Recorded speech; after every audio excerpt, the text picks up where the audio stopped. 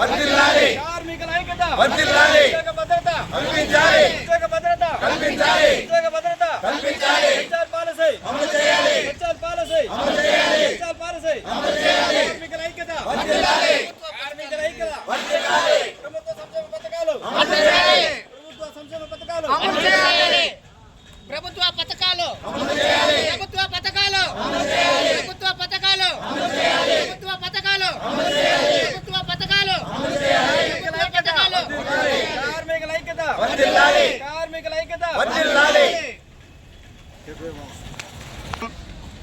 మేము రాష్ట్ర నాయకులు జిల్లా నాయకులు సూచన మేరకు పలమనేరు పురపాలక సంఘంలో ఇంజనీరింగ్ కార్మికులు కానీ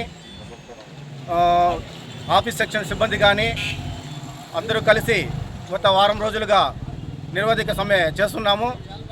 అందరికీ కమిషనర్ గారికి ఎమ్మెల్యే గారికి అందరికీ తెలియజేసి నిరసన కార్యక్రమం చేపిస్తున్నాము. రాబోయే రోజుల్లో ఈ నెల 22వ తేదీ నుంచి నిరవధిక సమ్మె చేయాలని పూనుకుని ఉన్నాము.